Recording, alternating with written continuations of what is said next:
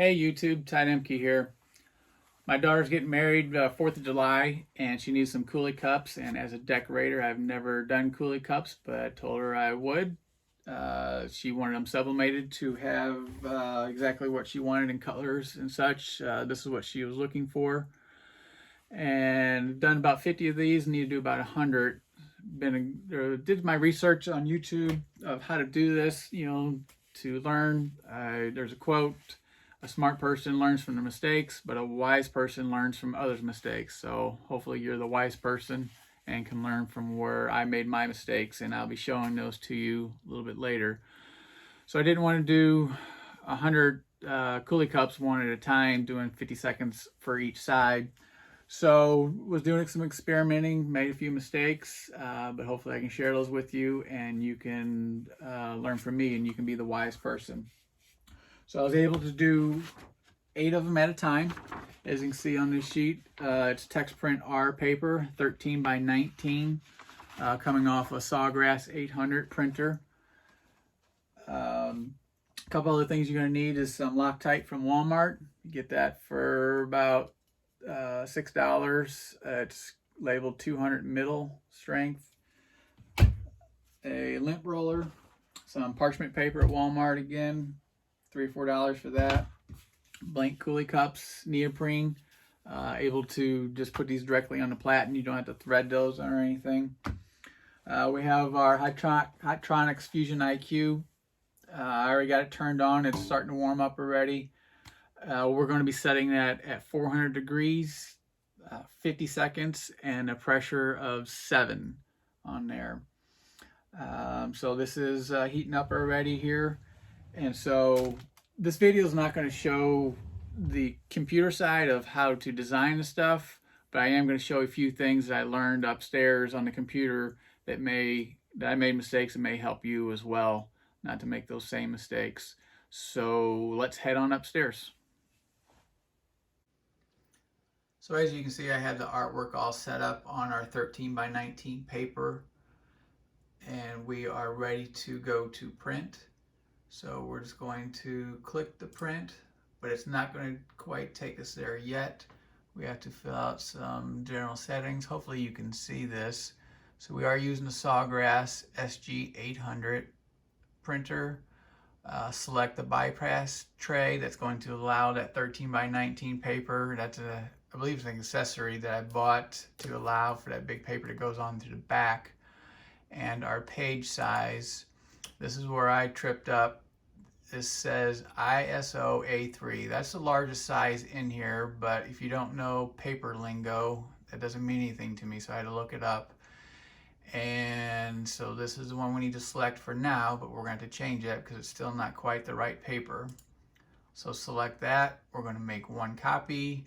We're going to mirror that, and going to our materials, we're going to drop down and a polyester fabric. Text print R is our paper, and we're going to leave these at high quality, photographic, and disabled on these. And so now we are ready to print. And again, it's not going to allow us to print yet, but it's going to take a moment to get to the next phase here. Okay, so it's queued up, so okay. And now it's going to take about a minute for this to go to the next stage here. Okay, here we are at the print manager. So this is where I tripped up. We're going to get a code down here popping up in red, said warning if there's a problem. Okay, warning, one or more jobs do not fit with current page layout settings. So this is where I have to go to layout, click that, and here's that paper size again, ISO A3, it's roughly 11.5 by 16.5. Well, that doesn't fit my 13 by 19, so drop down, and here is A3 Super B, gives us that nearly 13 by 19, so we're going to select that. And now we're able to print. And so we are just going to select the print.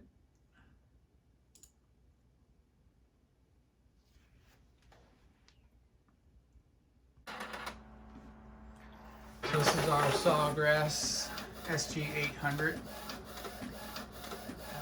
This process takes about a minute or so. I'll time it and see.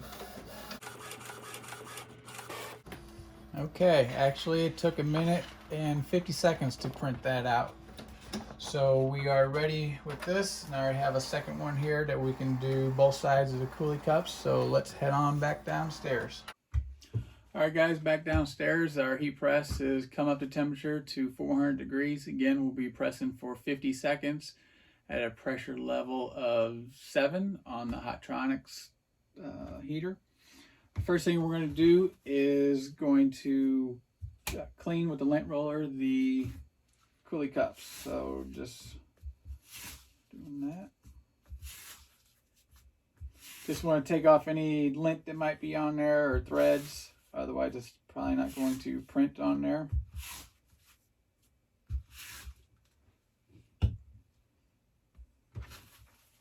Then our next step is we have our print we just got from upstairs, and we're going to apply the adhesive to it. The one mistake that I made is putting too much adhesive on there. So you want to make sure you're doing a quick fan.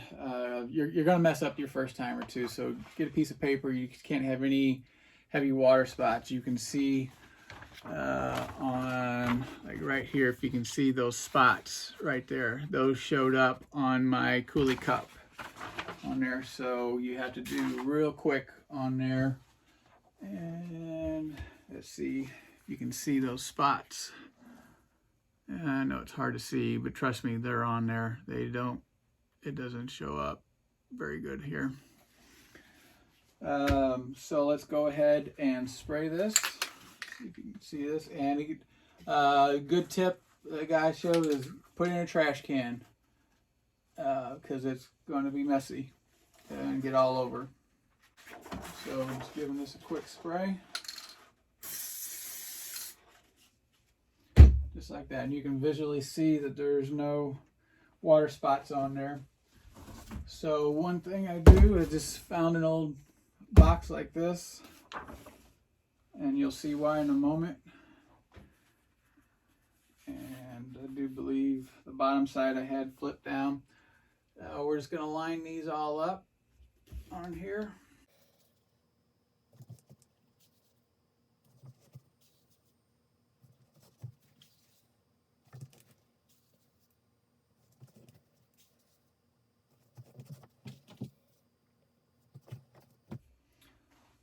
Okay, we're all ready to go from here.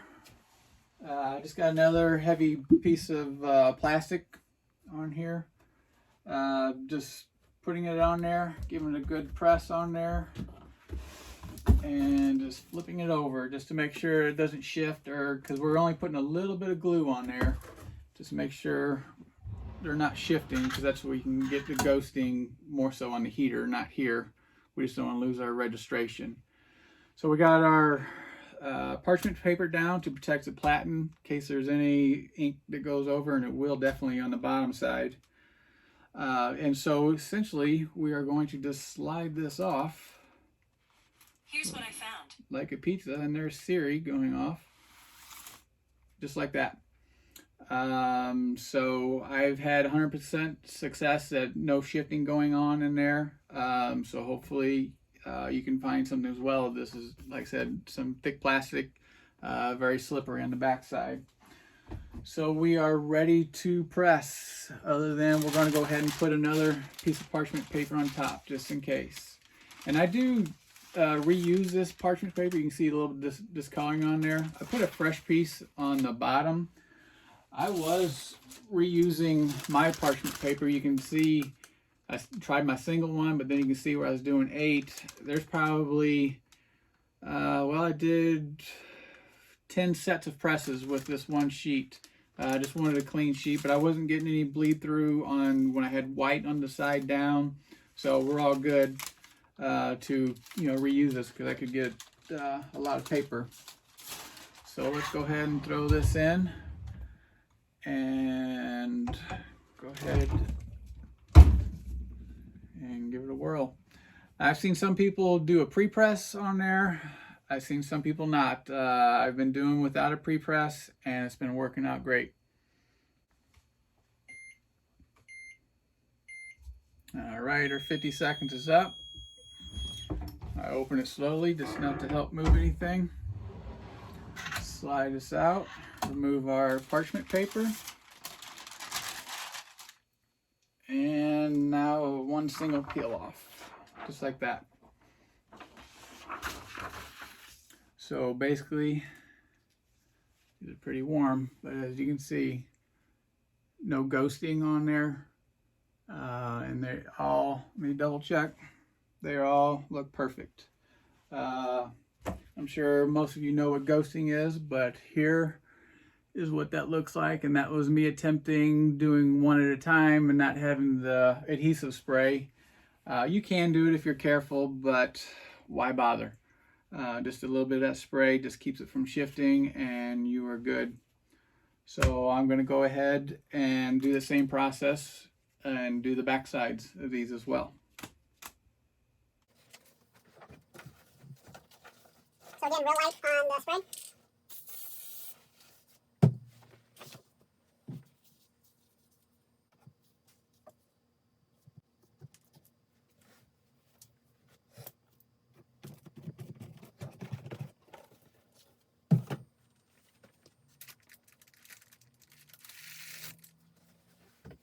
And ready to print again.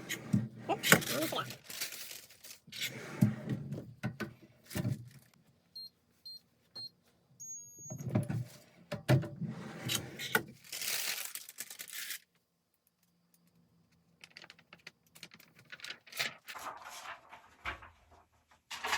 Have a look at these, and once again, they are all perfect. So one thing I didn't talk about, as you might have seen, is the sides of these don't get printed. I seen a video, somebody was able to do it, but I tried and wasn't getting good coverage every time, so I opted just to, it is what it is, having that white gap on the side and same on the bottom there.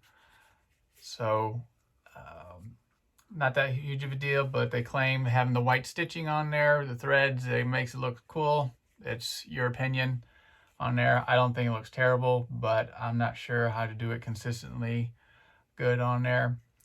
Guys, I appreciate you watching. Be nice to me on the comments. This is my first video, just trying to share what I learned. Not an expert by any stretch, but hopefully you can be that wise person. Signing out.